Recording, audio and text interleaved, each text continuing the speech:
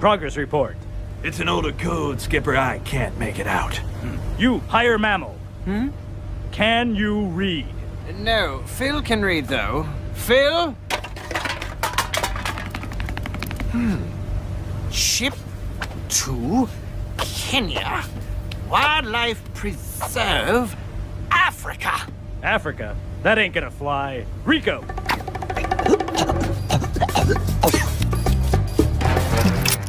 10 years in the making. You ready? Shark Tank is for anyone who dares to dream. I've seen all my clients go out and make millions of dollars, and I'm like, man, I should do that myself. The risk takers. I've put in almost $1 million. Oh! We decided to sell our house. We moved into a camper. We lived in a camper for 2 years. Kidding? The innovators. It's really cool. The pioneers. The doers. This will be a generation-defining game. And those with zero quit. I've brought this to almost $5 million in sales. I know I come off as maybe a kind of unassuming guy, but I'm an animal. I get stuff done. I love that entrepreneurial drive, and I live it every day. This season, we have exciting new guest sharks. Todd Graves, the founder of fast dining phenomenon Raising Cane's. Jamie Kern-Lima, creator of smash hit makeup brand It Cosmetics, which sold to L'Oreal for $1.2 billion. And October 18th, venture capitalist and limited partner of the Atlanta Falcons, Rashawn Williams, joins the tank. I was an early investor in Coinbase, Robinhood, Ring, Casper. If I invest in this thing is gonna catch fire. The power of the tank is to take the story and amplify it geometrically. Some will stumble. This was a failure, but failures can be the seeds of your success. Some will soar. I actually quit my job last week. How good did that feel? It felt good. That's the American dream. I want to get a deal. I don't want to mess around. You're in the Shark Tank. We care if you can make money. A brand new season begins. We were not leaving the tank without a deal. Yes! Kidding me right now? That was exhilarating! You better watch out, buddy, because the teeth are coming out. Why are we wasting our time? You have no idea what you're doing. You're so mean, Kevin. What other country can you build what you've built? America is still the best country in the world. I think you've got the whole package. This could be our biggest deal ever. It should be painful. We made it all the way to Shark Tank. Yeah, baby! We're going to take you to the moon. Emmy-winning Shark Tank.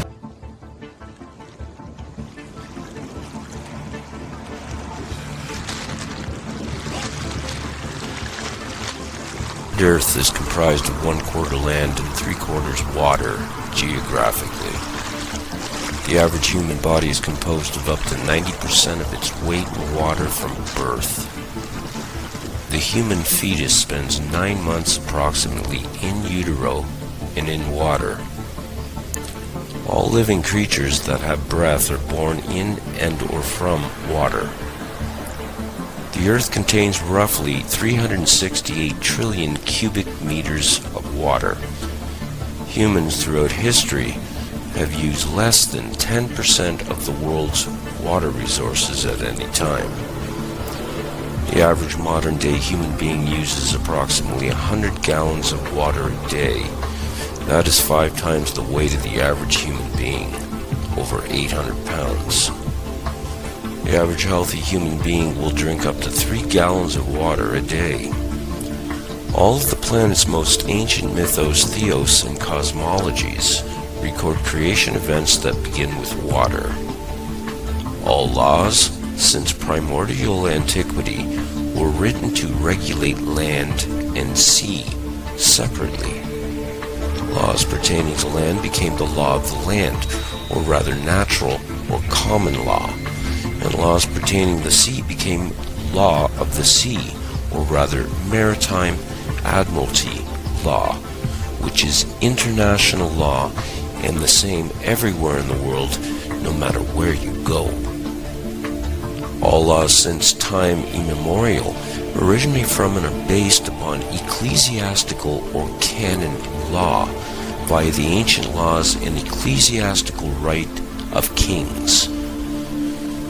Natural or common law primarily preserves the inalienable rights and needs of human beings who live on land, differing between nations. The law of the sea, or maritime admiralty law, primarily grants the right that is legal to conduct merchant, banking, corporate, international commerce.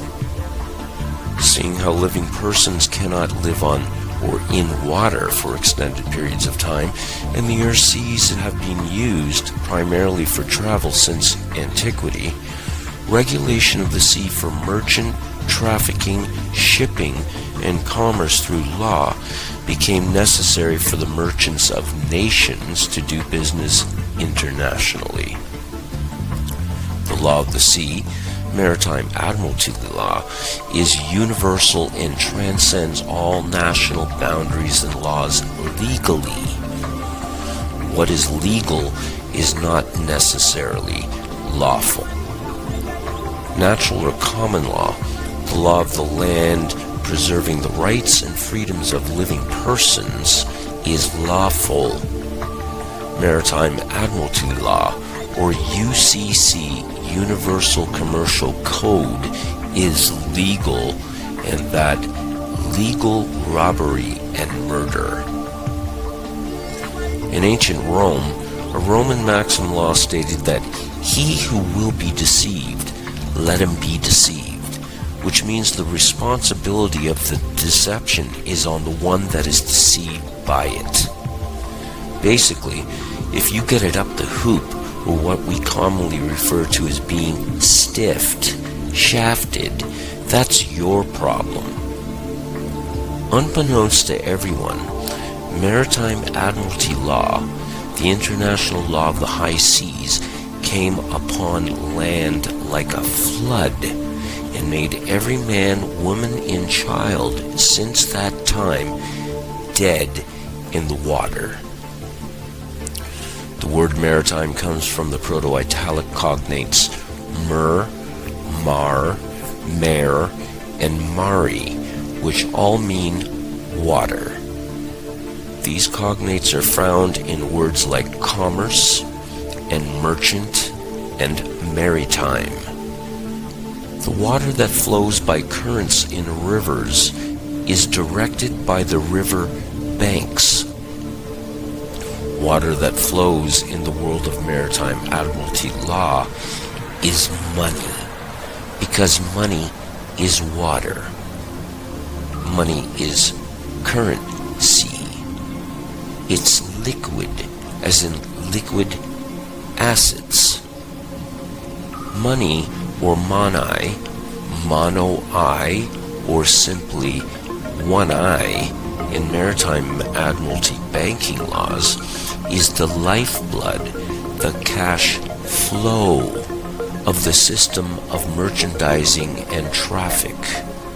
To traverse this fictional world, there must be ships.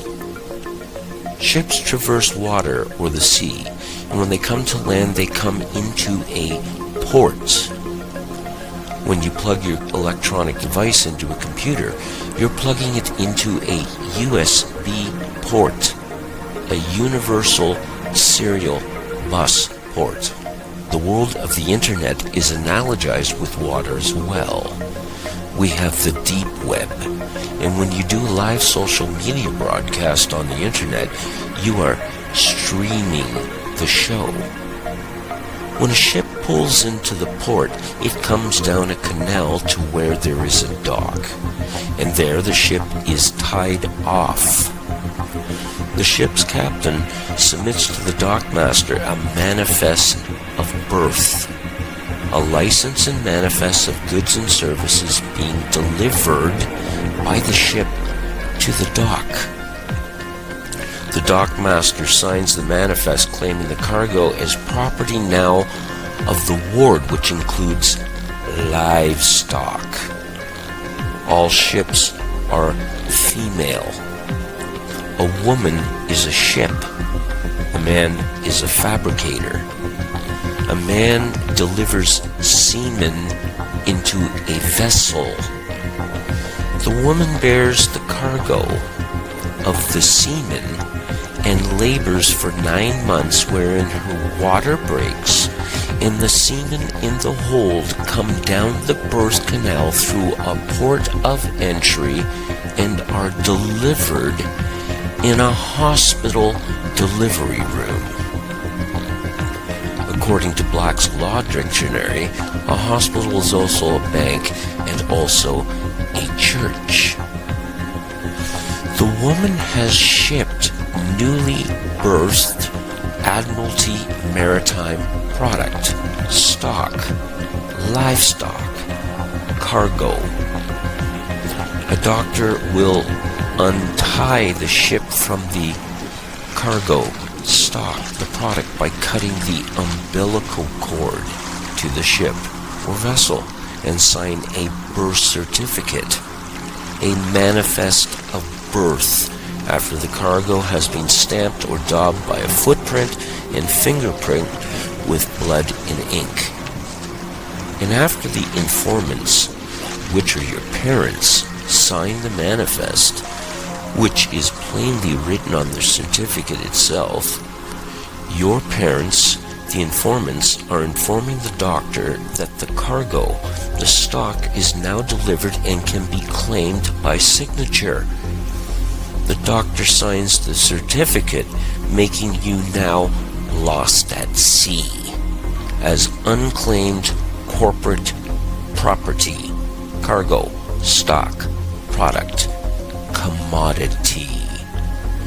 You are now legally dead in the water, and your name appears in all capital letters and on every other legal document. And as I said, legal is not necessarily lawful. The word capital, capital, etc. comes from the Latin caput, which means skull, and the word El, which is named for the Phoenician, Hebrew, and Roman god Saturn, which can be found in the Bible. Capitol is where we get Capitoline Hill, Golgotha. Capitol Hill is in Washington, D.C. Caesar in antiquity ruled from the hill, just as modern-day presidents, monarchs, and popes rule from hills. A gangster may shoot someone in the head and say, "I capped him," a euphemism for a bullet causing death to the head. The word captain comes from the word capital, which means money or one eye, and equals water, the currency ration. All corporations are fictional. They exist on paper as a dead body vessel, just as your name in all caps on a birth certificate. The Constitution of the United States was formed in 1776. But the Constitution of the Incorporation of the United States was in 1871. The Corporation of the United States was formed in Delaware, Maryland in 1871 and became the United States, Inc. All citizens of U.S. Inc. have a license to work for U.S. Inc. They are employees. All corporations must have three things: a president, a vice president, and a secretary treasurer. Everything in the world of merchant corporate banking law revolves around ships, as ships are carried by the water, which is the current sea, and all corporations are ships. If you want to have a car, you must have an ownership. If you want to be a citizen of a nation or country, you must get a citizenship. If you go into business with someone, you enter a partnership. If you want to learn a trade, you may enter an apprenticeship. Next Thursday, an all-new apprentice 10 remain, and the tension is out of control. You think he was unethical? He's extremely dishonest. It all begins with a monumental task. Each team must renovate and rent a New York City apartment. It's crusty and it's disgusting, and there's like living things on it. And when Omarosa gets slightly injured... It was just a minor bump on the head, but she basically uses it as an excuse not to pull her weight. And gets cut off the job, everyone's manners are going right down the drain. I think she's worthless and useless. Plus, an unexpected phone call could force Heidi out of the game. Heidi, I want to see you for 1 minute. All leading to the Donald's toughest decision yet. You're fired. And All New Apprentice, NBC next Thursday, 9/8 Central. Want to go to college and get your degree? Get a scholarship. Want to go buy a new car? You go down to the dealership. If you're traveling by car, you may enter a township before you enter the very town. When a man and woman get married, and the word invokes maritime admiralty law, they enter a business contract and obtain a marriage license to do business as a partnership. If you go to a church, which means a bank according to Black's law, you are going to a place of worship. Everything is a vessel, a fictional ship created out of thin air on paper in the sea of corporate commercial banking laws of pirates of the high seas. A person, according to Black's Law Dictionary, is a monster. According to canon law, Goyim, translated from the Hebrew to mean nations, cattle, chattel, animals, beasts, non-human according to rabbinical sources which are authoritative in ecclesiastical or canon law, which includes Talmudic rulings. Goyim have no rights. Admiral or admiralty laws apply to the authority of the captain, who is the admiral of the ship. The captain, or rather the admiral, who has absolute power and control of the ship, can make up the rules as he goes along. The word admiral comes from the cognates admire, and the Phoenician Hebrew Roman name of deity, Saturn El. Wherever there is a crown, you had better admire and have admiration for the king who is the captain, commander-in-chief, or else. Under common law, there's no such thing as a victimless crime, and a victim receives compensation and redress for damages. Aboard a ship, the captain can make any act of crime and he can impose sanctions accordingly. If you have a house and want to sell it, you put it up for sale. You are placing a sale on a ship which will set sail and dock to another port when sold. When you send a package somewhere abroad, you are shipping it, even though it's more than likely traveling by land. If you are losing your house, it's said that your house is underwater. If you get in trouble with the IRS, or if you go to prison, it's said you have landed in hot or deep water, and someone has to come and bail you out. The ship pulls into a port and gets tied off at a dock. When you go to a court, your case is placed in a docket. All courts in the land are judiciaries. They are judicial courts operating under mixed Roman, common, canon, and admiralty maritime law under a crown. They are ships docked on land. This, according to the Judiciary Act of 1789 passed by Congress, which made all district courts admiralty courts having maritime admiralty jurisdiction. The United States of America and the United States are two different entities.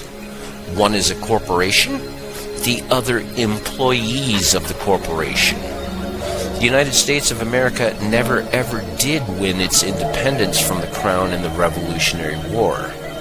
The Charter of Virginia of 1606 granted colonists a license to settle and colonize America by the King.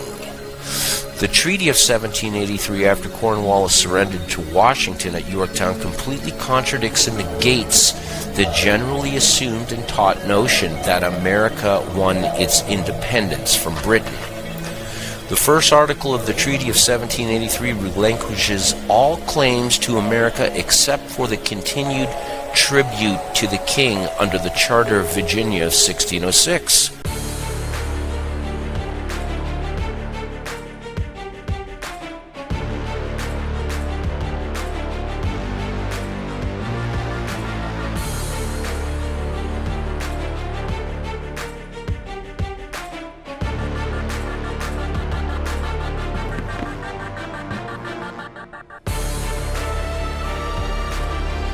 God save the king!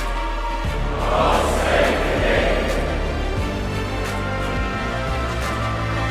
king! And it states in Section 9 of the Charter, and I quote, "Yielding therefore to us, our heirs and successors, the 5th part of all the same gold and silver, and the 15th part of all the same copper, so to be gotten or had, as is aforesaid, without any other manner or profit or account, to be given or yielded to us, our heirs or successors."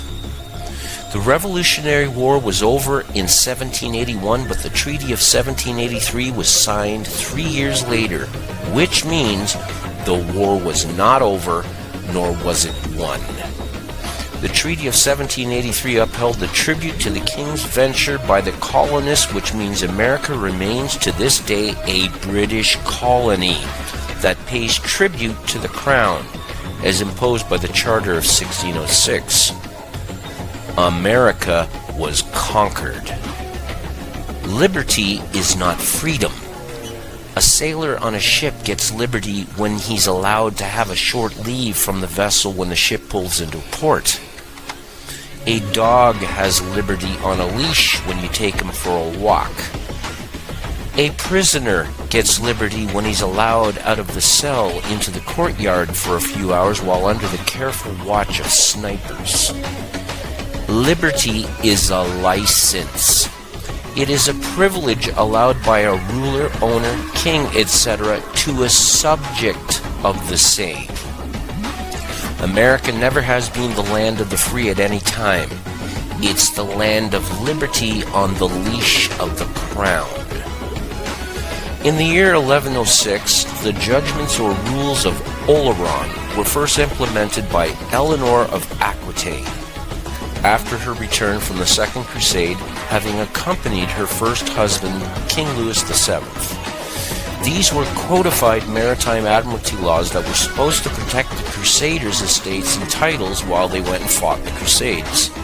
This was based on the Greek maritime law of Rhodes of 900 BC called Lex Rhodia, which in turn came from the mariner laws codified ecclesiastically by the Phoenicians, who began their merchant mariner empire in 1586, lasting 1,000 years. In the year 1666, a great fire broke out in London while the Black Plague was ravaging Europe. The fire was intentionally set in Pudding Lane, as some historians believe, to clear out the slums to make way for what would eventually be the City of London.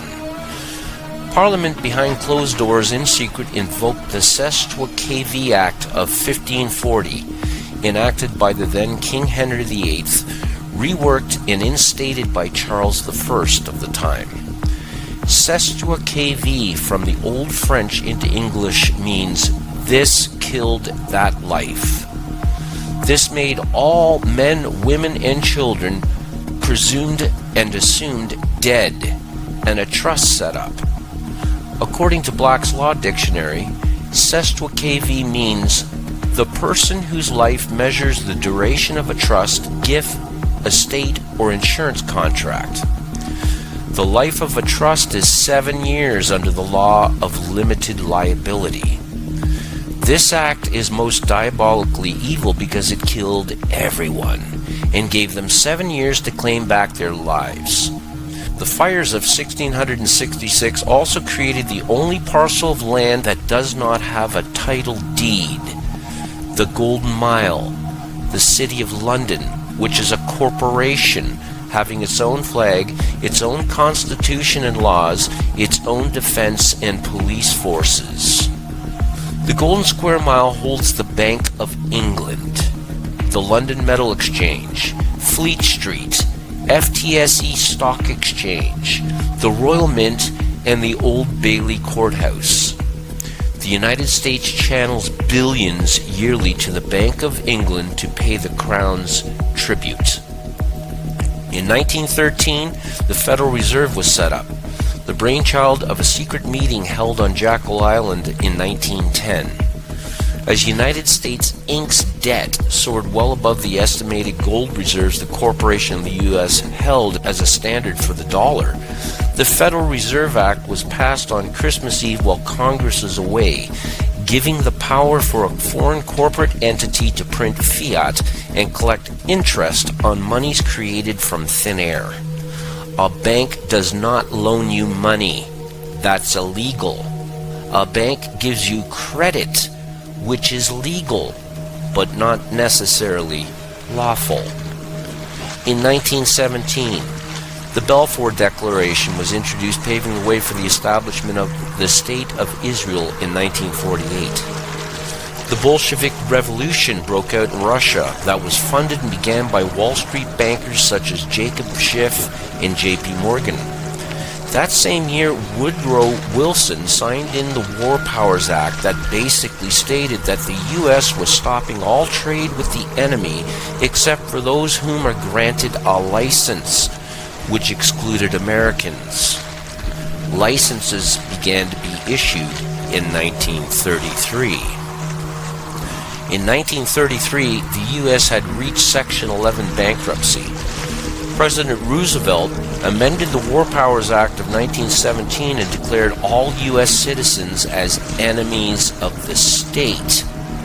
There was a declared national emergency on March 9th, with an emergency act being passed placing all power, property, and resources of the U.S. into the hands of the President under martial law that has continued ever since. This is renewed yearly by executive order. The Federal Reserve began to print fiat money. The all-seeing eye was placed on the dollar bill. All men, women, and children born ever since arrive as collateral for U.S. Inc.'s debt, as slaves and enemies of the state. The balance of debt versus collateral is determined through illegal wars for profit, where the debt versus collateral is balanced, or rather the herd of slaves is thinned out. What all this means, ladies and gentlemen, is you are all slaves and cannon fodder for the nations you are in and who are subservient to the rulers running them. You have been turned into collateral for national debts. Consider this when hearing about the imminent collapse of the economy soon to take place. When debts cannot be paid, you are said to be in deep water, and those in deep water usually drown. Shylock, according to Shakespeare, asked for a pound of flesh to pay the bill. The owners of U.S. Inc. demand the same according to Admiralty Maritime statutes you are all under. The sun never did set on the Roman Empire, and Rome is just as alive today as it was a couple thousand years ago. You are all owned property and subservient to a crown, whether you like it or not. You are all considered dead and unclaimed by the crown, who laid claim and made you their bitch.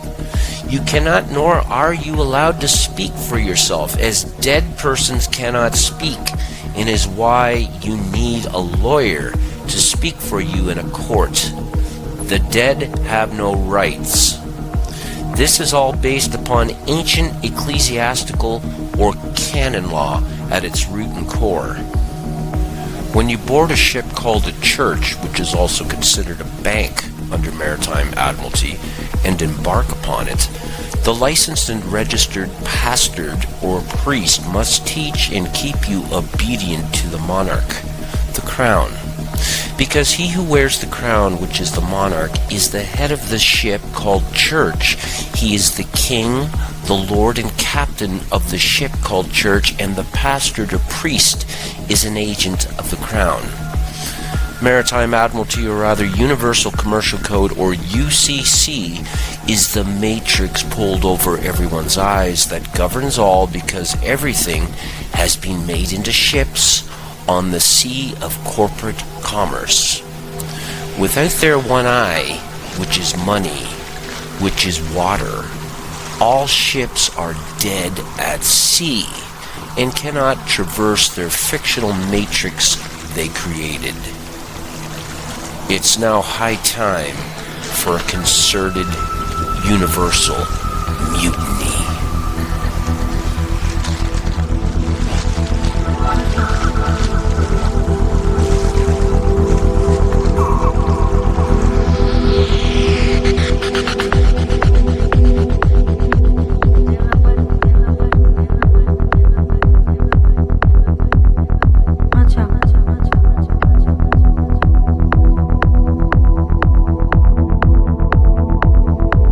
We are opposed around the world by a monolithic and ruthless conspiracy that relies primarily on covert means for expanding its sphere of influence, on infiltration instead of invasion.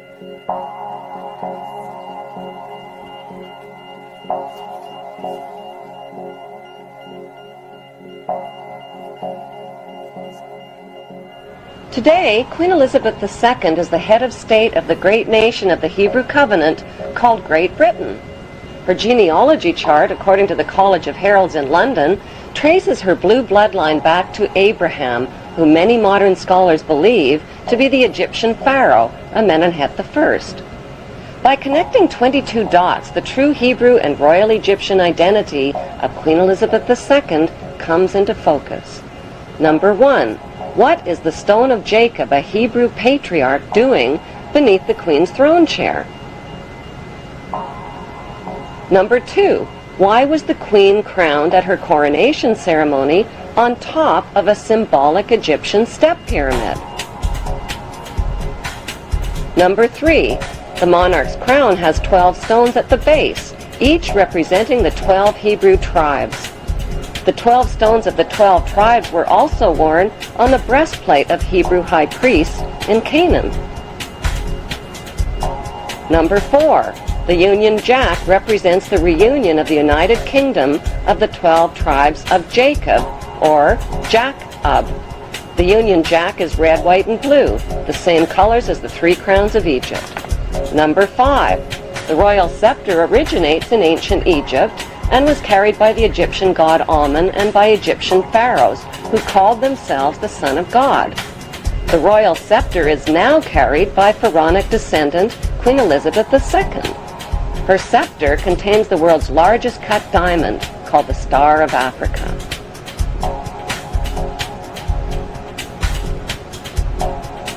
Number 6. The Queen's punishing flail or whip is partially hidden under her arm. The flail or whip also originates with the pharaohs of ancient Egypt. Number 7. The symbol of the bee can be found within the Queen's royal wardrobe. In ancient Egypt, bees were the symbol of Egyptian royalty, as well as the symbol of Egypt. Senior White House correspondent Peter Ducey starts us off this evening. Hi, Peter.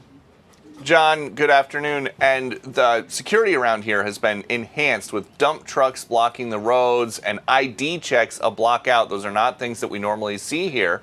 And so far, disagreements between the U.S. and the U.K. about NATO and Israel and Iran haven't come up. What a beautiful British day this is. The new black granite path from the White House to the West Wing was finished just in time for the King and Queen's arrival. You're going to have a wonderful short stay, but stay nevertheless. President Trump gifted the visiting king a copy of a letter John Adams wrote to John Jay in 1785. In return, the king gave President Trump a framed facsimile of the 1879 plans for the Resolute Desk, all part of a royal plan to remind the First Family the U.S. and U.K. need each other. The alliance that our two nations have built over the centuries, and for which we are profoundly grateful to the American people, is truly unique. That partnership, I believe, Mr. Speaker, is more important today than it has ever been. President Trump, looking at the big picture, agrees. Those wounds did indeed heal into the most cherished of friendships, most cherished. The king's arrival inspired President Trump to share a never-before-told story about Trump family lore. My mother would be glued to the television. I also remember her saying very clearly, Charles, look, young Charles, he's so cute. And Congressman Tim Burchett has revealed he got King Charles to laugh in this clip by whispering to him about Charles's rare Aston Martin DB86 convertible, adding to a friendly and funny royal visit. As Oscar Wilde said, we have really everything in common with America nowadays, except, of course, language. Number 8. The symbols on the British coat of arms reveal Britain's Hebrew origin. According to the Bible, the harp symbolizes the Hebrew King David. The biblical lion and unicorn holding up the shield symbolize the nation of Israel. The motto, Dieu et mon droit, means God and my right, indicating the divine right of the British monarch to an eternal throne. Number 9. The headdress worn by judges and the Queen's high-ranking officials originate in ancient Egypt.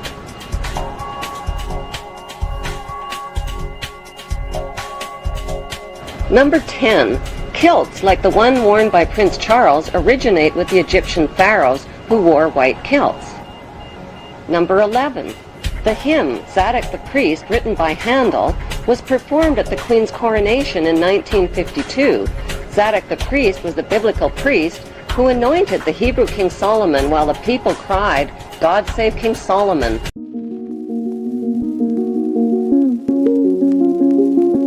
Thus Solomon finished the house of the Lord and the king's house, and all that came into Solomon's heart to make in the house of the Lord, and in his own house he prosperously effected. And the Lord appeared to Solomon by night and said to him, I have heard your prayer and have chosen this place to myself for a house of sacrifice. If I shut up heaven, that there be no rain, or if I command the locusts to devour the land, or if I send pestilence among my people, if my people, which are called by my name, shall humble themselves and pray and seek my face and turn from their wicked ways, then will I hear from heaven and will forgive their sin, and will heal their land. Now my eyes shall be open, and my ears attent to the prayer that is made in this place. For now I have chosen and sanctified this house, that my name may be there forever, and my eyes and my heart shall be there perpetually. And as for you, if you will walk before me, as David your father walked, and do according to all that I have commanded you, and shall observe my statutes and my judgments, then will I establish the throne of my kingdom according to as I have covenanted with David your father, saying, there shall not fail you as a man to be ruler in Israel. But if you turn away and forsake my statutes and my commandments, which I have set before you, and shall go and serve other gods and worship them, then will I pluck them up from the roots out of my land which I have given them, and this house which I have sanctified for my name will I cast out of my sight, and will make it to be a proverb and a byword among nations. And this house which is high shall be an astonishment to every one that passes by it, so that he shall say, why has the Lord done thus to this land and to this house?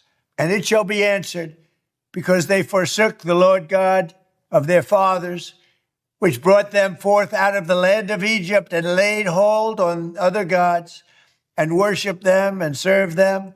Therefore has he brought all this evil upon them. Long live King Solomon. May the king live forever. God save Queen Elizabeth. Long live Queen Elizabeth. May the Queen live forever.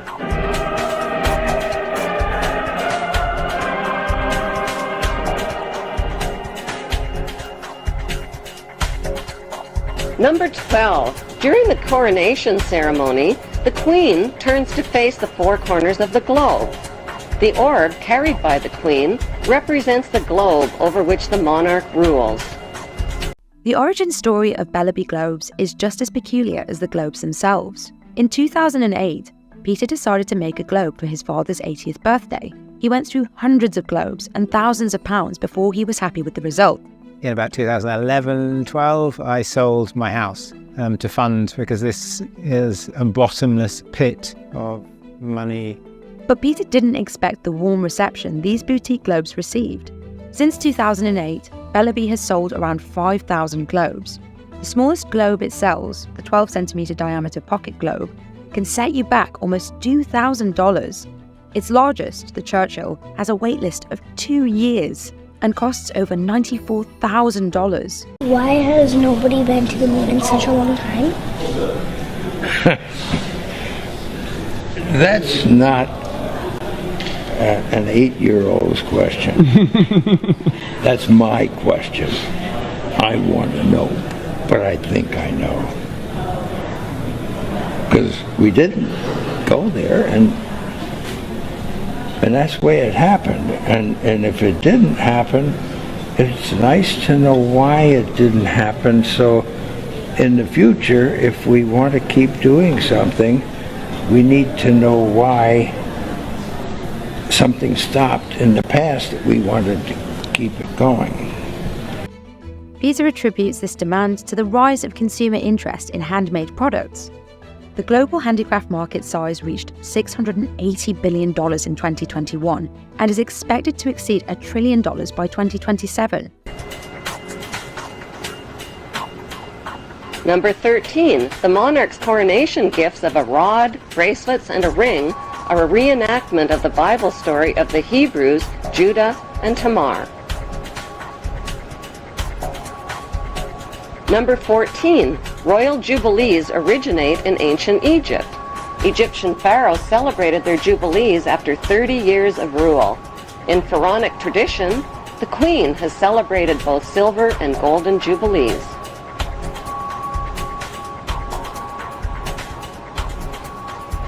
Number 15. Incest was practiced by ancient Egyptian royalty. Mothers married sons and brothers married sisters to keep the power and the money all in the family. Napoleon, Alexander the Great, Donald Trump, we're all cut from the same cloth. Ellen DeGeneres sits next to former President George W. Bush at a Dallas Cowboys football game, and it sent Twitter into a frenzy. Here's what she had to say to the critics. People were upset. They thought, why is a gay Hollywood liberal sitting next to a conservative Republican president? Didn't even notice I'm holding the brand new iPhone 11. But a lot of people were mad, and they did what people do when they're mad. They tweet. Well, this is rather interesting, actually. This is arcane Scottish heraldic law providing evidence of Donald Trump's deep Anglophilia, I would say, and also touches upon the royal prerogative. There we have the double-headed eagle representing his Scottish Germanic heritage. Like their pharaonic ancestors, the British monarchy have a long history of incestuous inbreeding. Number 16. The corpses of deceased pharaohs were preserved and entombed beneath their pyramid temples. The corpses of 19 deceased British monarchs are also preserved in marble tomb slabs beneath the modern-day temple called Westminster Abbey.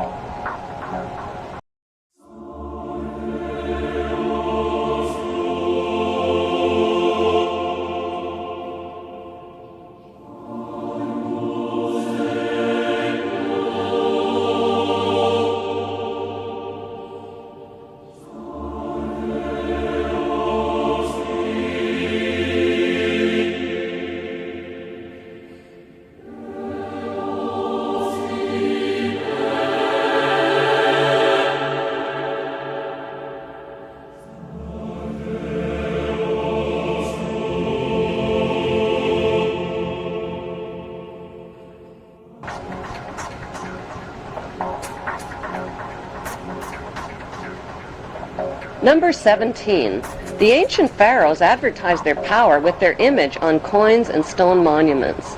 The power of the Queen worldwide is advertised with her image printed on more coins and stamps than any other head of state in history. This morning, as we approach America's 250th birthday, a new coin could soon feature President Trump. The Federal Commission of Fine Arts, whose members were appointed by Trump, has approved the 24-karat commemorative gold coin, despite backlash from Democrats who question whether it's legal. I know it's a very strong and a very tough image of him. During a video call, a member of the commission who also designed President Trump's White House ballroom proposed that the coin be large. I think the president likes big things. The larger, the better, and the largest of that circulation, I think, would be his preference.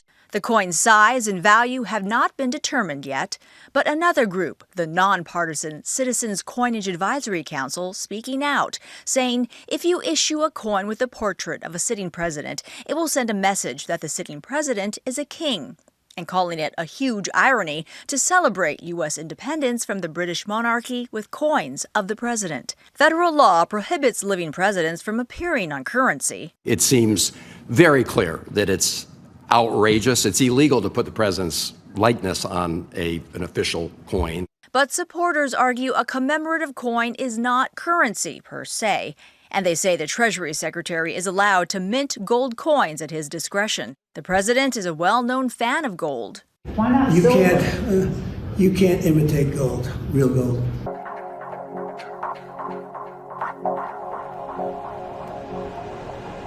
Number 18. The structure of government in ancient Egypt was a step pyramid model, with the Grand Vizier and priesthood one step below the pharaoh. Today's monarchy reigns using a much more sophisticated pyramid model of authority.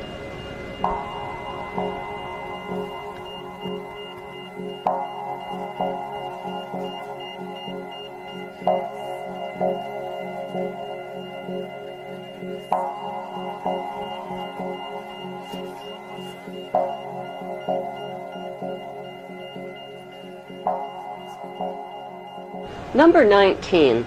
The Pope's headdress is strikingly similar to the headdress of the Egyptian god Amun. His bent cross resembles the scepter of Amun. Number 20. Like the Egyptian pharaohs, British monarchs wear signet rings, which over the millennia have been passed down from their Hebrew ancestors. Number 21. The British Mint recently printed legal tender coins called the One True Ring and the Ring of Power. On one side of the coin is Queen Elizabeth II. On the flip side is the ring from Lord of the Rings. These legal tender coins printed by the British Mint raise the disturbing question, who is the real Lord of the Rings? One ring to rule them all. The inscription on the ring reads, "One ring to rule them all, one ring to find them, one ring to bring them all, and in the darkness of their ignorance, bind them." Number 22. The covenant that the biblical God gave to Abraham was a promise to make his name great and to make for him a great nation. Today, Great Britain is the only nation called great. In Hebrew, the word Britain literally means land of the covenant, and British means man of the covenant. The media has misled the public into believing that the British monarch is a symbolic, ceremonial figurehead with little or no real power, that she is a harmless old relic who passes her time sipping tea at the palace. Nothing could be further from the truth. The Queen embodies the crown and supreme world power. Presidents of the United States are forbidden any title of nobility and are subservient to the monarch. Prime ministers in Commonwealth nations like Canada and Australia are her prime ministers, and she is their head of state. Just like the Masonic symbols that are hidden in the American dollar bill, the 1% that rule the 1% that rule the 99% are also hiding in plain sight. They are hiding by reigning instead of ruling. Well, people back in the day, I told everybody that I knew about the purple rain. Not the R-A-I-N, but the R-E-I-G-N, and the soon coming king. Because I was studying the Bible like nobody's business, and I spent a lot of my time in the library, of which I share with you guys. And so when Prince came out with the Purple Rain, I was like, I think I see something different. You see, because there are lyrics in that song that say, you say you want a leader, but you can't seem to make up your mind. I think you better close it and let me guide you to the purple rain. Well, people, I am Friendshot Pearson. I teach the 5 C's of clues, codes, colors, the comprehensive time and conclusion. It's November to remember, the 14th of 2025. I have 6:21 in the PM, and soon it will be 6:22. That's the day that we bombed Iran, but I digress. Praise God, from whom all blessings flow, and let us be covered in the precious blood of the Lamb.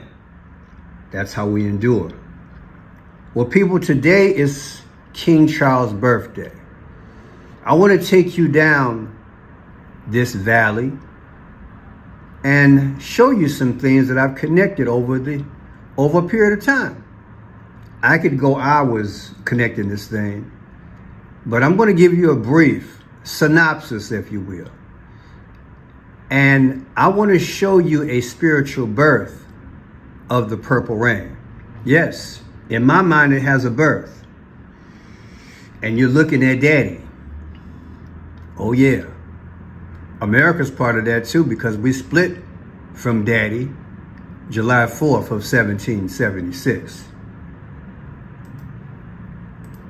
Wow, well, the king is celebrating a 77th birthday. Do you think he is going to make it all the way to how old his mother was? I mean, first off, he has a birthday every year. Do we really need to celebrate? Oh, you are a grump this morning. No, we can celebrate it. It's fine. It's good to have a birthday. I know, but... And celebrate it. Do we celebrate the Prime Minister's birthday? No, because he's not the king. Well, so I can tell you're celebrating. What are you doing today to celebrate the king's birthday? I'll be having a nice cup of tea. Okay, that's in line with the Yes. British monarchy. But no, it's good to see that obviously he's alive and well. And Yeah, healthy. he's quite popular actually among at least people I know. You know, but those who are monarchists, they say they quite like his initiatives. He champions. He's big on climate as well. He is. He was ahead of the curve. Yeah. Very much so. So now that he's now king, which he's been waiting to get into this position for over 70 years, he's able to kind of show what he's made of. And Queen of... And just what is he made of? I love the British accent. You know, guys, from time to time, I throw in my little British accents. I don't think I'll do it today, but we'll see. Check it out.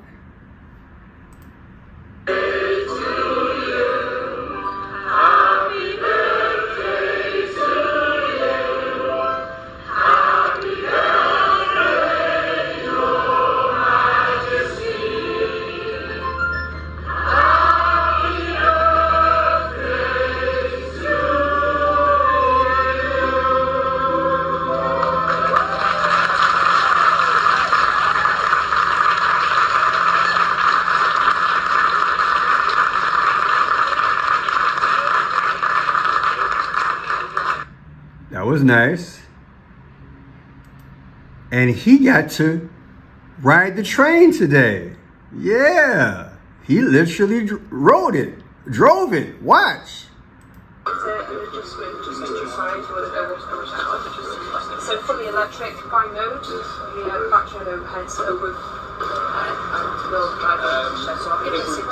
think we might have to start taking people out just so we can start looking. Look at that, y'all. Look at that. You think Trump might ride the train with y'all in D.C.? Giddy up there. Giddy up, giddy up, giddy up. Giddy up. I said giddy up. Isn't that something? He got to ride the train, y'all.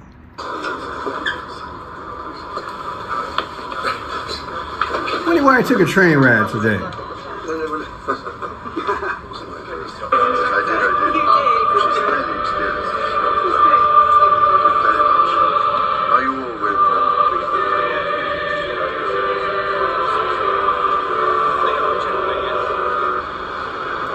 Okay, and last but not least, You got to mingle with the crowd.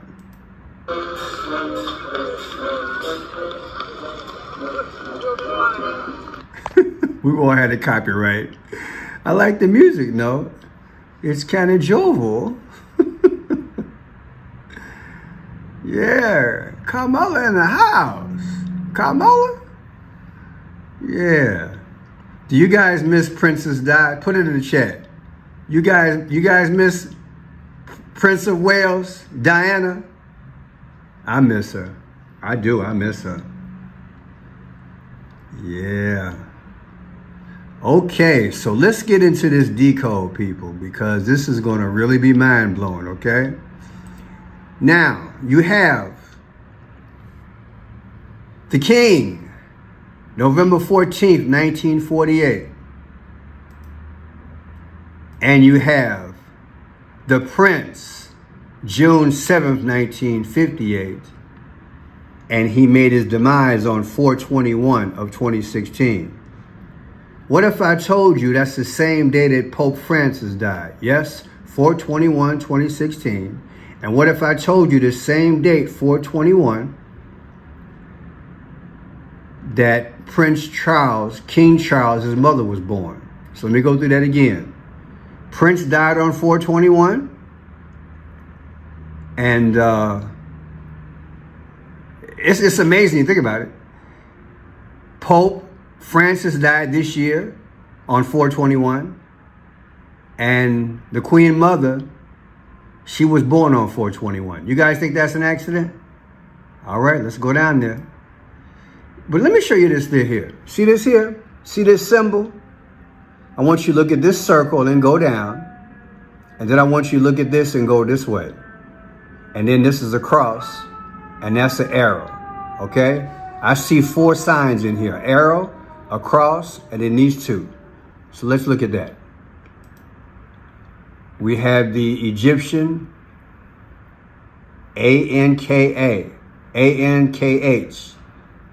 See the similarities between that and that, straight up, right? And then you have this Egyptian sun god. Oh yeah, that's that guitar that Prince got, right? That's that guitar. Right? You know the guitar. That purple one with the loop. We'll show that in a second, but you can see it here as well. This loop right here. So let's look at that here. Prince guitar. See that design there? See that design? That little loop right there? What you think that is? Huh? Is that Egyptian or what? You're looking at the purple rain, people. The REIGN, the new dynasty that's coming, the sun gods. The British monarch reigns, but she has chosen not. Instead, she delegates her powers to presidents and prime ministers. This protects her from becoming a target of political hostilities. Meanwhile, the general public is kept in the dark about her true powers. So what exactly are the supreme powers that the monarch possesses? She has the power to grant titles like Sir.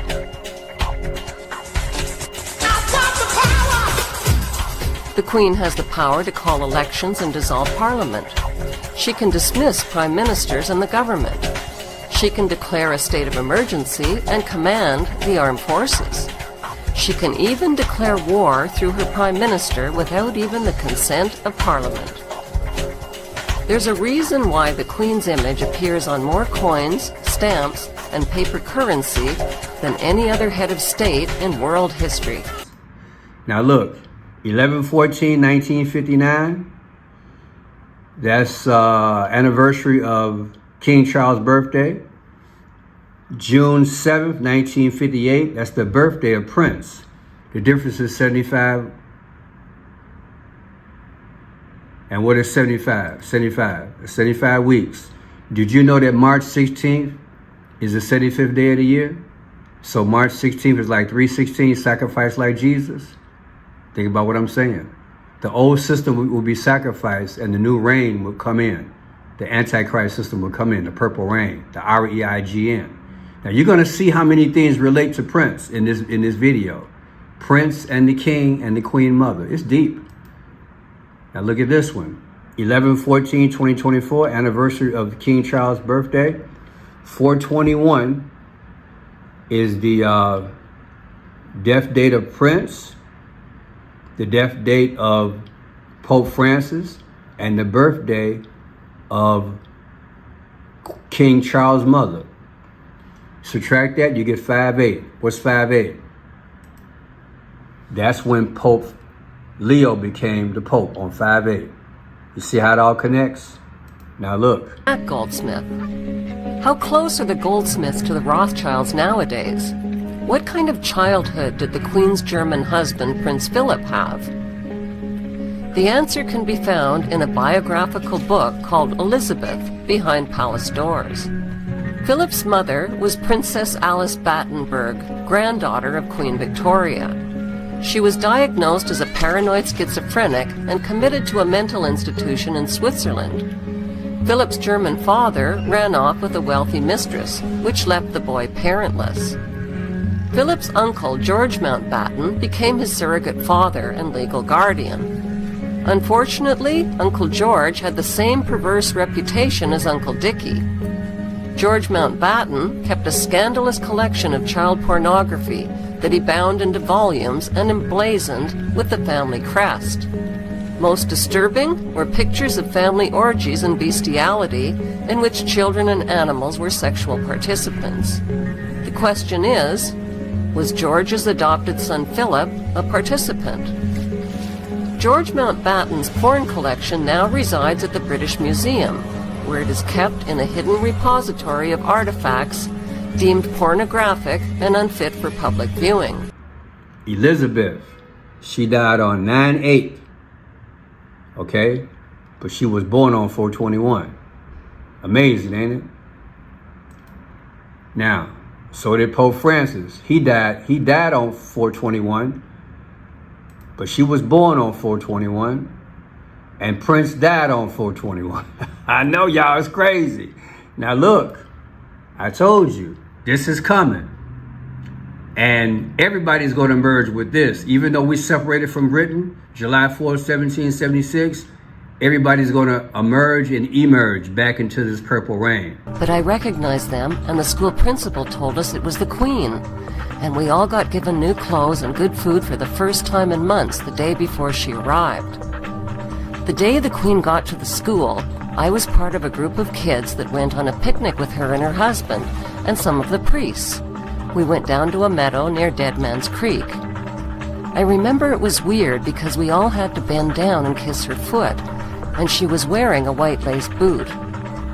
After a while, I saw the Queen and her husband leave the picnic with 10 children from the school, and those kids never returned.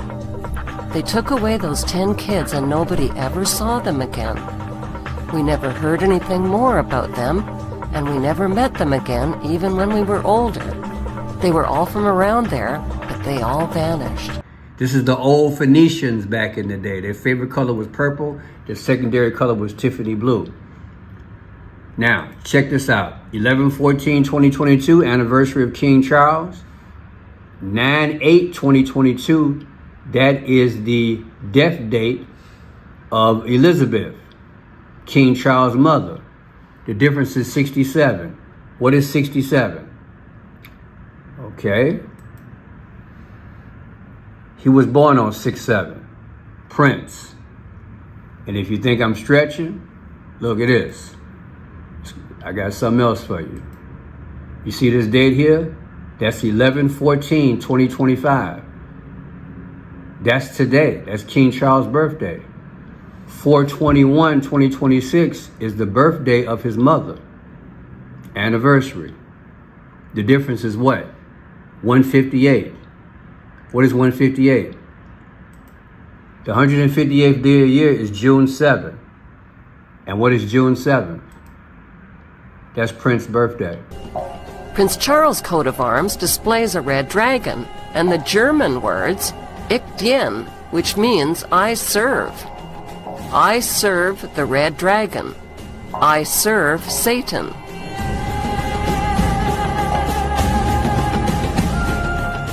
Prince William's coat of arms also features a red dragon, which is partially hidden by a 3-point white label. Notice the checkered floor beneath William's wedding guests, which is a known symbol of Freemasonry. Rowan Williams, the Archbishop who married William and Kate, is a confirmed Druid member. Druid ceremonies include pagan sun worship in stone circles. Notice the sun symbolism on the back of the Archbishop's robe. Prince William and the British royal family claim descent from King David and the Jewish tribe of Judah, but the evidence shows they are descended from the tribe of Dan and the Viking kings, whose symbols are the snake and dragon. May 1st, 1707. That's when Great Britain was founded. May 1st, 1707. So take May 1st, 1959, celebration of the formation of Britain. From 6/7, 1958, that's Prince the singer birthday. The difference is 4/7. Trump is the 47th president. That's right. America and Britain are synonymous. They're gonna be part of the Purple Rain. And scheme of the Zionist plot is to reclaim Jerusalem and rebuild Solomon's temple, which was destroyed by the Romans. Today, Israel's Jews pray at the Wailing Wall in Jerusalem, which is all that remains of Solomon's temple. The design and cornerstones for the new Solomon's temple have already been completed. 10 to 12 corporations run the world's food supply, which are grouped around Britain's Royal House of Windsor. The Windsor-led cartel includes Cargill, Continental, Monsanto, and Archer Daniels Midland, which dominate world grain, meat, dairy, edible oils and fats, fruits, vegetables, sugar, and spices.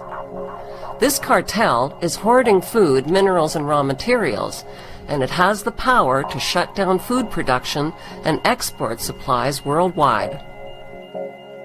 A point on the environmental movement in general, a question for any of the environmentalists, so-called, in the panel there.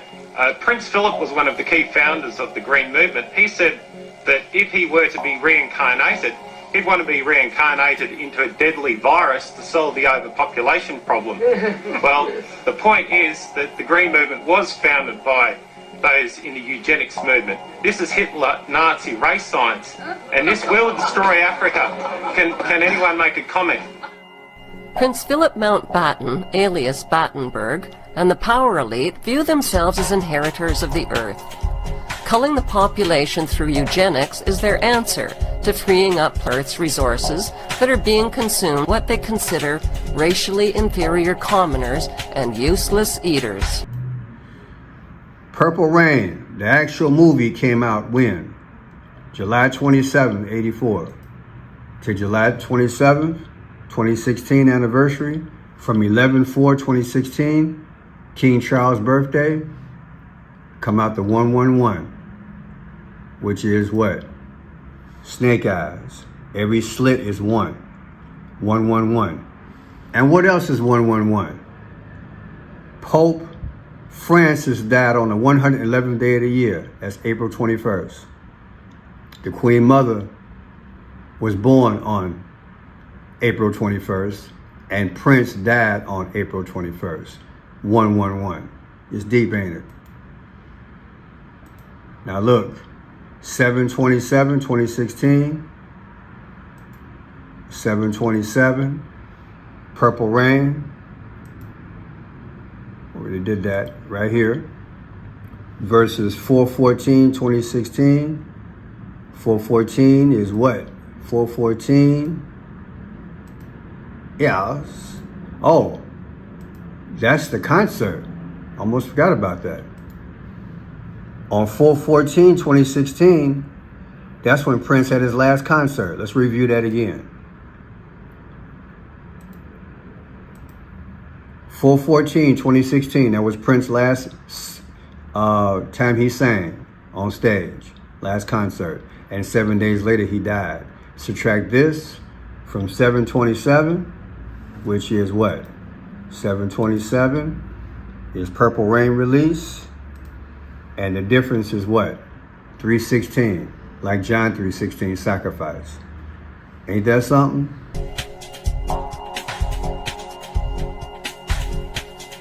The Queen is the wealthiest person on Earth. Her gold carriage alone is made of 4 tons of solid gold, worth over $370 billion at today's gold prices. Until 1992, the Queen's income was all tax-free. In 1977, the Bank of England Nominees Limited was established to hide the Queen's investments. Secrecy about her wealth protects her from a public lynching. Government and banking officials inform the Queen about where to invest her wealth. That's called insider trading, and it's illegal.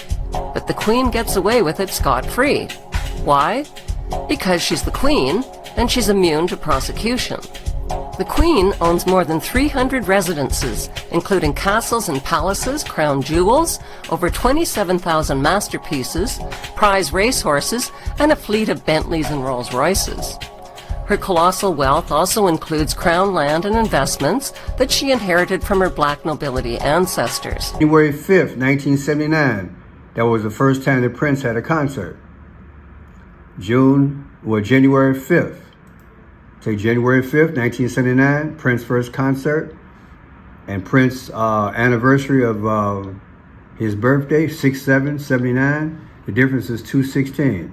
The 216th day of the year is August 4th.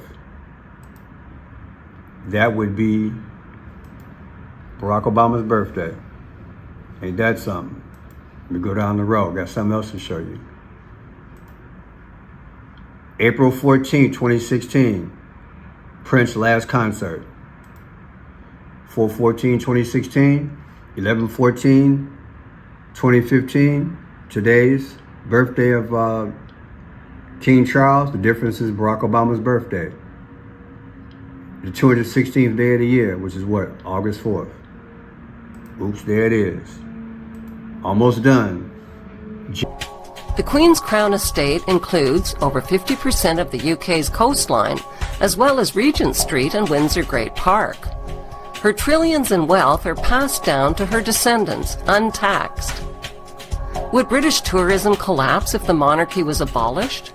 No, statistically, Buckingham Palace doesn't even make the top 20 list of tourist attractions. When the Queen's parasitical income from British taxpayers was reduced, she pretended to share the suffering of commoners from austerity programs. That drop in taxpayer income was a teeny tiny drop in the royal bucket. Those of you who've heard of the Bilderbergers might have heard the fact when Prince Philip actually said that he wants to get rid of 85% of the population. He said that if it doesn't happen in his lifetime, he wants to come back as a virus and do the job himself. He wants to get rid of these he called useless food eaters. Trump and Melania gave Barack Obama a Tiffany blue box. This is what it come down to. The Phoenicians, their 2 favorite colors was purple and Tiffany blue. On January 20th, 2017, the Trumps gave the Obamas a Tiffany blue box. That is a power signal that Obama will be back. That's what it's about. Mark my word. This Trump set up the purple rain. He established it through like the Roman Empire ways, and then it will be given to Barack Obama, who many people believe he has that Egyptian liturgy, but the bottom line is that it's Egyptian.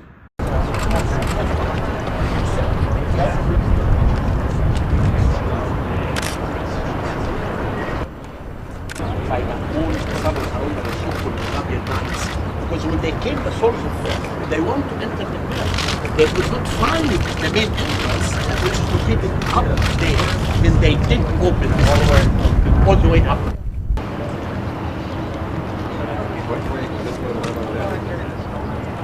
they always has to be the north. His name is Car, and his name is written hieroglyphic as Car, and actually that looks like me. Look at those ears. and he was the overseer of the pyramid city of Cheops and Kefren and Menkaure.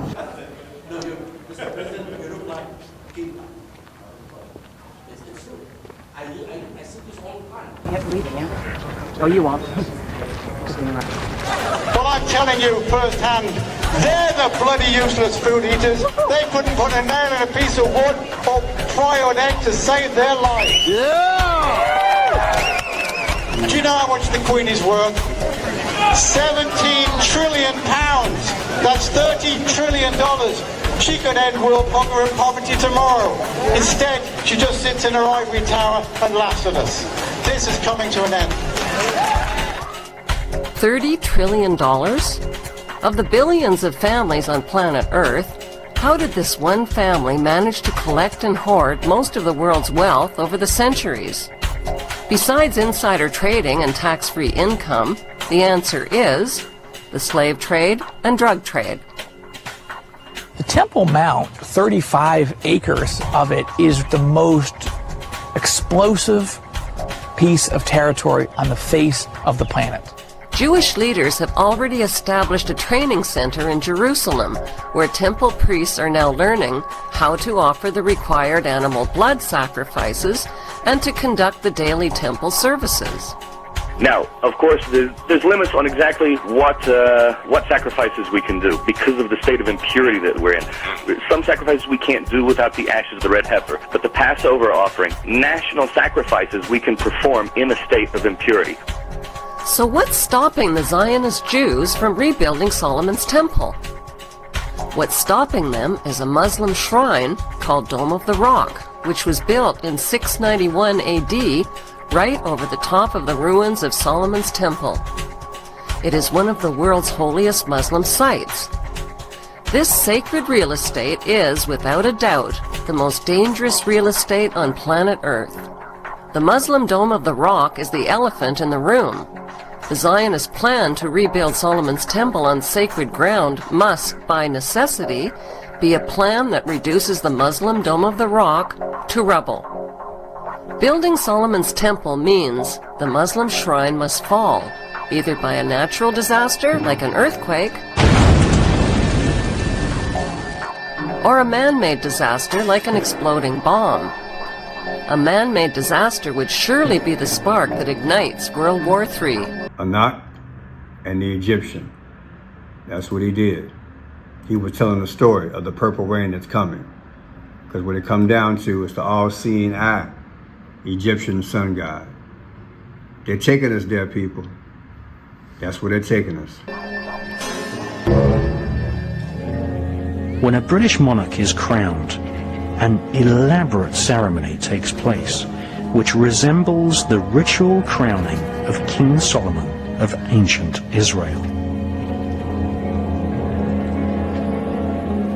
King Solomon ruled over ancient Israel and had extensive knowledge of the Kabbalah, which he used to communicate with demons. King Solomon is the single most important figure in the occult teachings of World International Freemasonry. The ancient Goetia is a book of powerful invocations and spells written by King Solomon. These ancient spells and evocations were used to summon spirits who were then psychically tortured and forced to serve King Solomon. The Goetia contains descriptions of 72 demons, some of whom control their own army of lesser demons. King Solomon evoked and imprisoned these spirits in a bronze vessel sealed using magic symbols.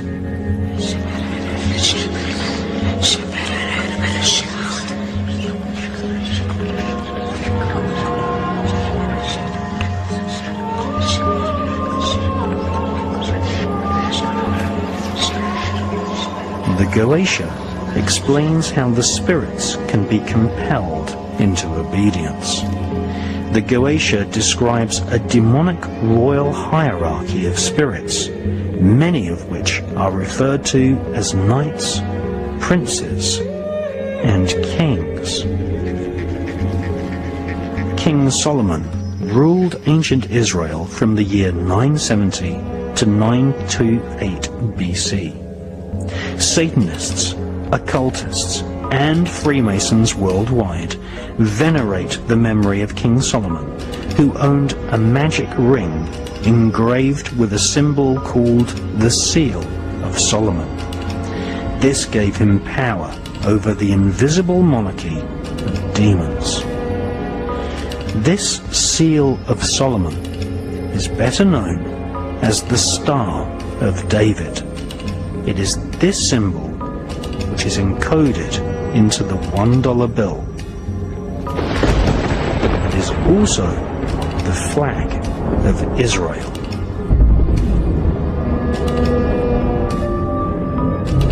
Magicians and mediums who consult with spirits have always been employed by the royal elite.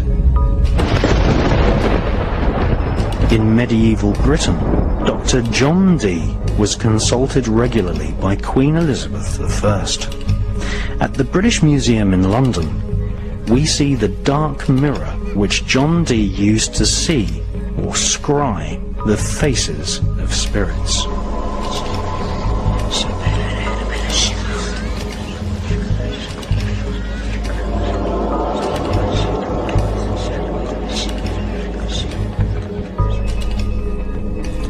Dee's ability to communicate with spirits led him to be employed as a spy, developing psychic espionage techniques, which we now call remote viewing.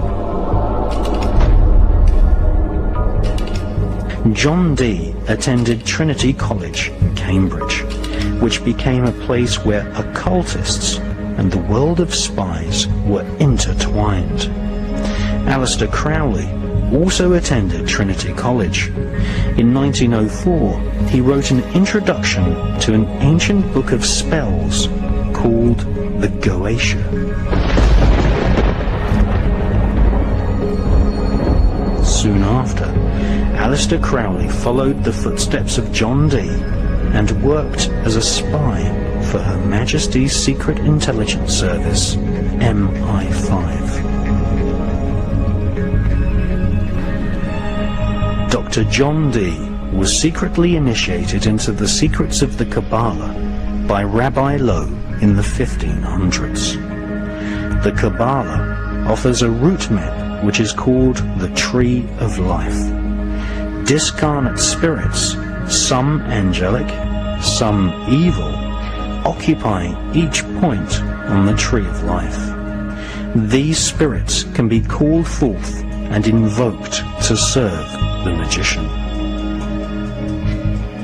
Medieval astrologers and Kabbalists such as John Dee were hired by monarchs to plan their wars or to experiment with alchemy, trying to transform base metals into gold and thus increase the already spectacular wealth of the monarchy. There are three important texts that predict an apocalyptic Third World War, which would give rise to one world empire and one world king. The Bible's Book of Revelation, the Illuminati's Protocols of Zion, and Albert Pike's Morals and Dogma. A statue of Albert Pike stands today on a pedestal in Washington, D.C. What did Albert Pike do to deserve a statue in his honor on federal land at the foot of Capitol Hill? Albert Pike was the sovereign pontiff of Universal Freemasonry and a known Satanist who possessed a bracelet which he used to summon Lucifer. After the American Civil War, he was imprisoned for treason, but thanks to Freemason President Andrew Johnson, Pike was pardoned. By 1869, Pike had become the National Chief Judiciary Officer and Grand Dragon of the Knights of the Ku Klux Klan in Arkansas. By 1871, he published the Masonic handbook known as Morals and Dogma. Albert Pike was also the author of a military formula for 3 world wars that would advance the world government agenda to its final stage in the 21st century. World War I, said Pike, must be engineered to overthrow the Tsars of Russia and make Russia a fortress of atheistic communism. World War II must be engineered to destroy Nazism, strengthen political Zionism, and create a sovereign state of Israel in Palestine. World War III must exploit the conflicts between the Zionist state of Israel and the Islamic states so that they mutually destroy each other. Divided and exhausted by war, the masses will receive the light of Lucifer brought finally out into the open. Albert Pike's vision for World War III is now taking shape in the Middle East, where the engineered conflicts between the Zionist state of Israel and the Islamic nations are coming to a head. Proof of a world government conspiracy is uncovered on our Seeing is Believing tour of 5 U.S. cities, starting with Denver, Colorado. Denver, Colorado is home to America's largest airport called the Denver New World Airport. The airport was built by Freemasons in 1995 and features a Freemasonic dedication capstone in the atrium. A time capsule is buried underneath the stone to be opened in the year 2094. The New World Denver Airport has a swastika-shaped runway. There is reportedly a deep underground military base beneath the airport, with miles and miles of secret subterranean tunnels connected to a large network of underground cities.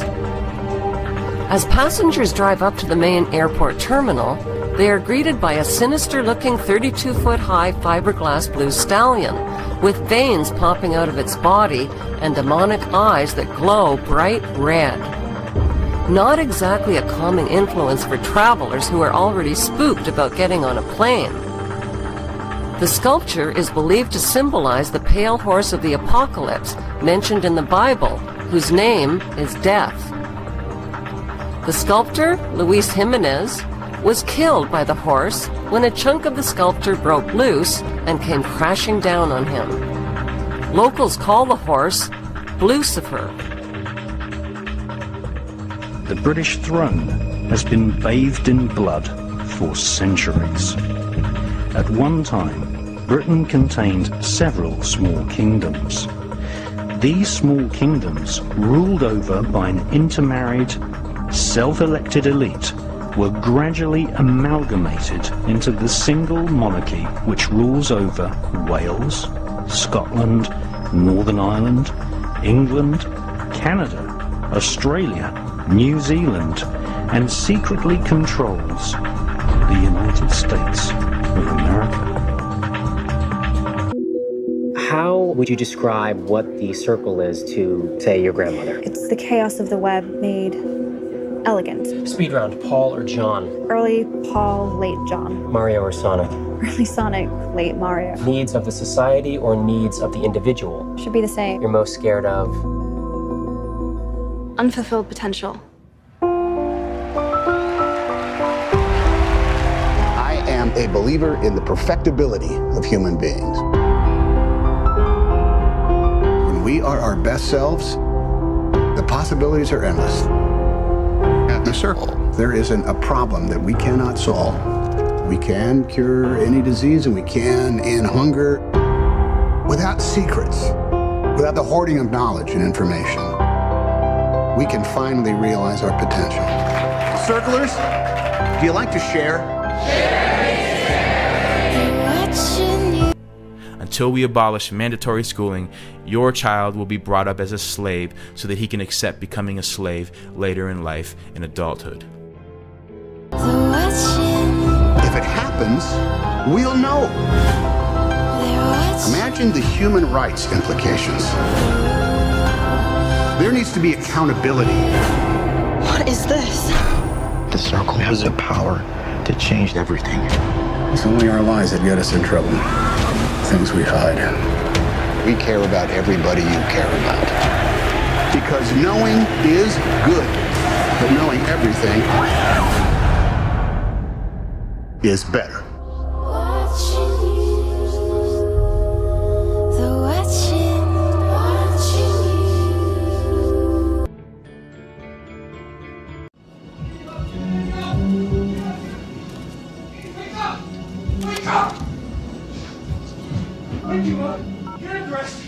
Carol!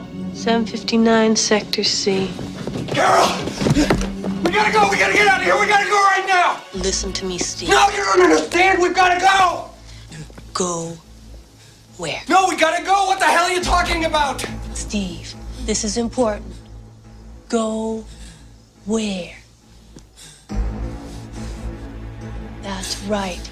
Go where? What happened in your room? Are you listening? What happened in your room is not an isolated incident. It is something that is happening everywhere to everyone. So, where are you gonna go? Where are you gonna run?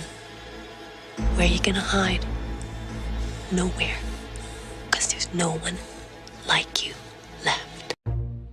红色是表示你的专注力显示得很高。 Teachers at this primary school in China 蓝色是走神了。 know exactly when someone isn't paying attention. 白色就是你可能跟网络还没有连接好。 These headbands measure each student's level of concentration. The information is then directly sent to the teacher's computer and to parents. China has big plans to become a global leader in artificial intelligence. It has enabled a cashless economy where people make purchases with their faces. A giant network of surveillance cameras with facial recognition helps police monitor citizens. Meanwhile, some schools offer glimpses of what the future of high-tech education in the country might look like. 做出选择吧 Good job! Classrooms have robots that analyze students' health and engagement levels. Students wear uniforms with chips that track their locations. There are even surveillance cameras that monitor how often students check their phones or yawn during classes. These gadgets have alarmed Chinese netizens. But schools say it wasn't hard for them getting parental consent to enroll kids into what is one of the world's largest experiments in AI education. A program that's supposed to boost students' grades while also feeding powerful algorithms. 为了就是国家的这个研究呀、发展呀，我觉得是没有问题的。 The government has poured billions of dollars into the project, bringing together tech giants, startups, and schools. We got exclusive access to a primary school a few hours outside of Shanghai. To see firsthand how AI tech is being used in the classroom. For this 5th grade class, the day begins with putting on a brain wave sensing gadget. Students then practice meditating. 现在想象我们眉心有一点柔和的光芒绽放。 And this might lead to stereotypic behavior, with the repeated circling due to frustration about being in the pen and limited, said Matt Bell, a professor at the Department of Agriculture at Harper University in Gloucester, England, to Newsweek.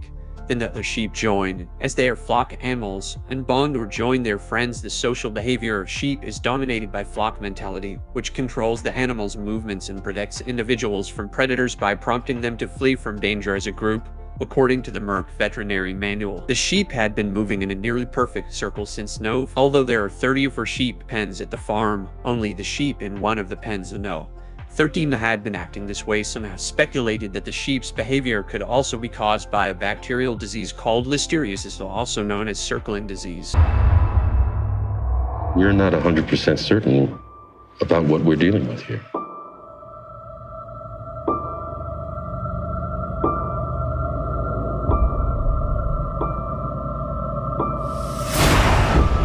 What are you gonna tell me? I need to protect myself. From what?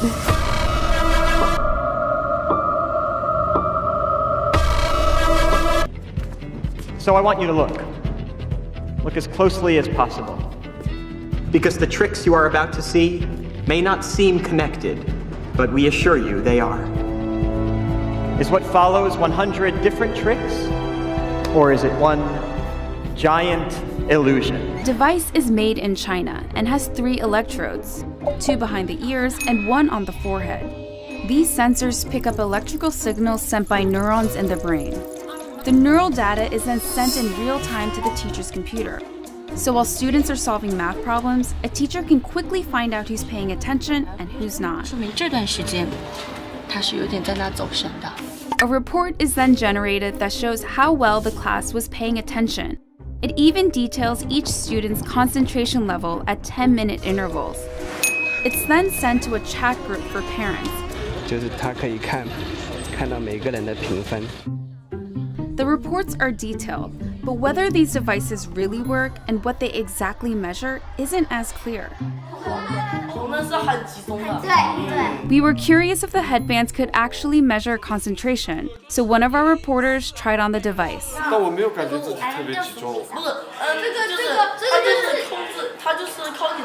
This is a new technology with still fairly little research behind it.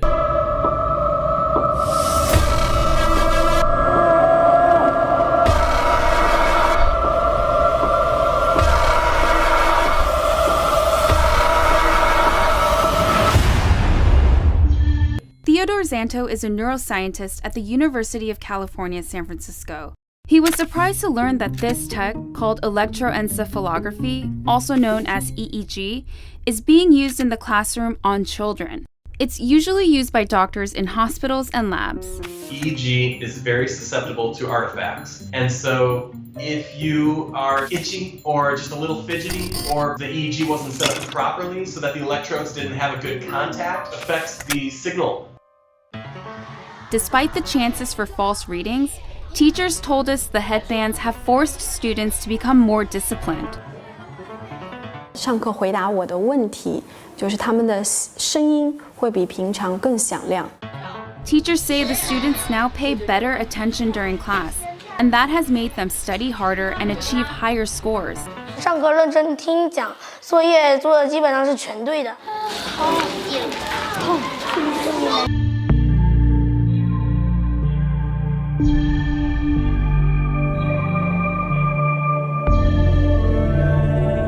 But not all students are as enthusiastic.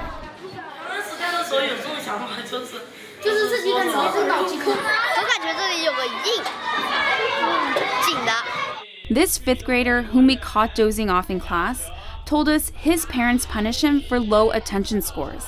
And that kind of data adds a new kind of pressure for students. 想啊，如果在一次考试全班人都考了95分以上，就你考了一个85，你会不会感觉你有一种落后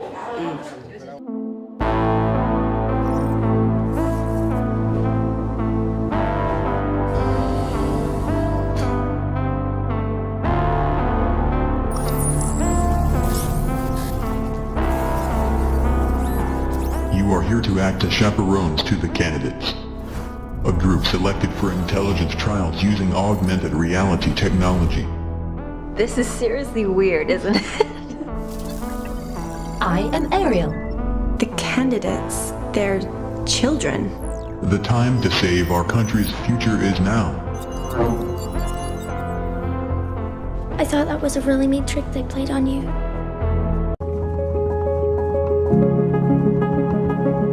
But as me having younger siblings, we all had to share one computer until we got the iPads. If we educate the kids and provide them the resources that are necessary, the goal was that they would go home or go into the community and be able to educate others.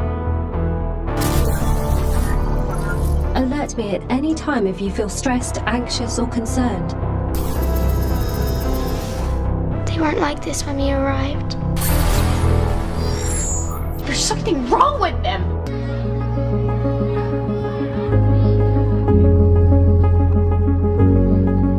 The Verizon Innovative Learning helped me with technology because everything changed once we heard we got iPads, we can do our work through there, we can take it anywhere. If it wasn't for them, we'd probably still be in the same thing, having to share a computer lab. Hurry!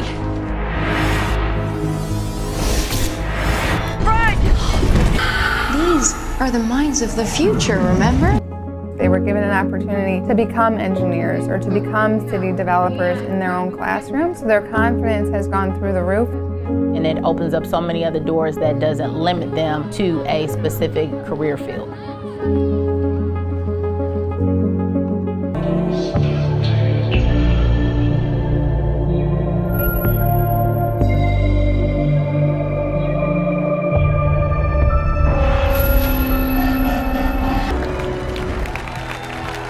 What is magic?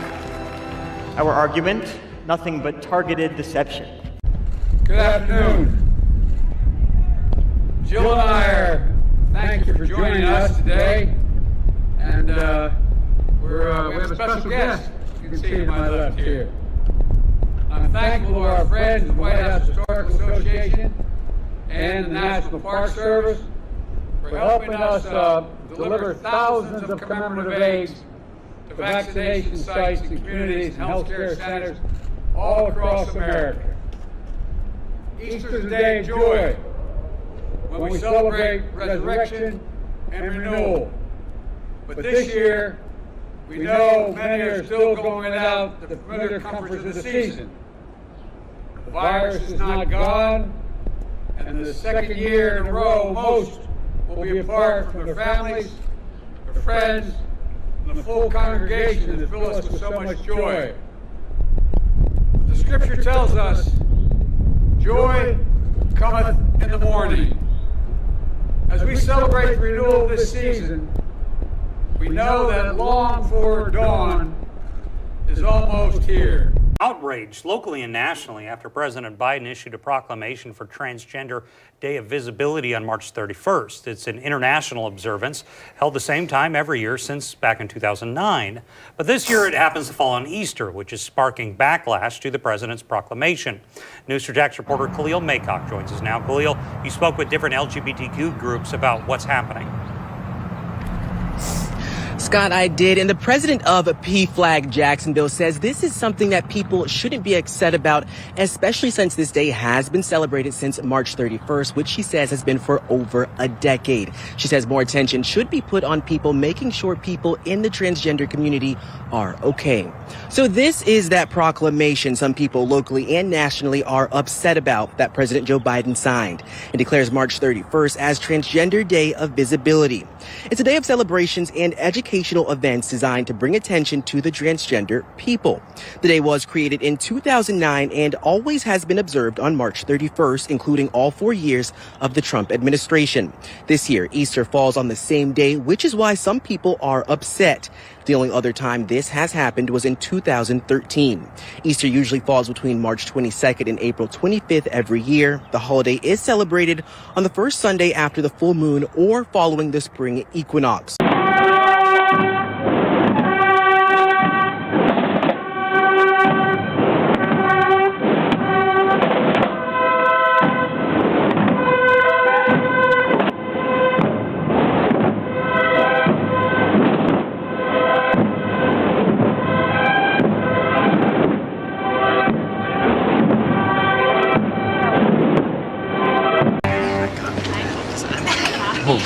A lot of people. Don't worry, they don't bite. Watch out. Hey. Hello. This is Ian. Ian, this is my crew from the LGBTQIA Center. Hey. Hey, Ian. How are you? Are you gonna introduce yourselves, or do I have to do it for you? I'm Bethany. I'm a triracial cisgendered girl fag. I identify as pansexual, and my pronoun is she. Okay. Hi, Emerson. Gender fluid, hetero-romantic, demisexual mutt, and a redhead. My pronoun is Z. Hey, I'm Rabbit, genderqueer, tax attorney. I identify as Jennifer Aniston. Just kidding. V. Denver. DX. Chinese Mexican agender intersex AFAB. My pronoun is they. Okay. All right, is it okay if I ask a few questions? Better than to assume you know the answers. What is intersex? When a person is born with what is typically perceived as both male and female sex organs. AFAB? Assigned female at birth. When your parents decide your gender without considering how you may identify in the future. Okay, and what's the whole pronoun thing? When we talk about DX, we say, ask them if they would like a coffee. But there's only one of him. Her, them.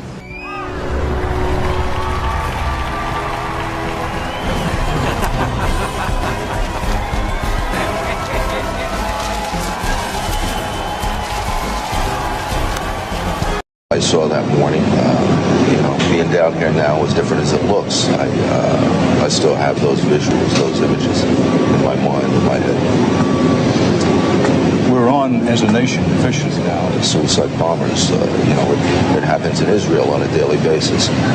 Those are the things we have to be careful of now, we have to watch for now.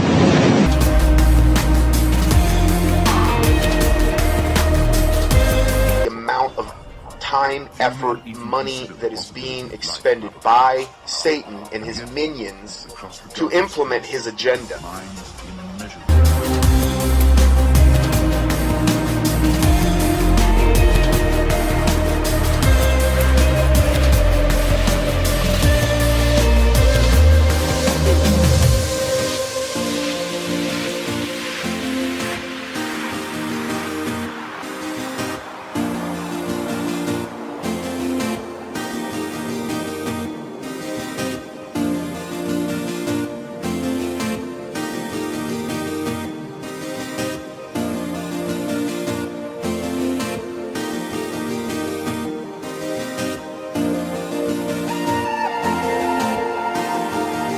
A future that Ernest Cline, the writer of the book, envisioned.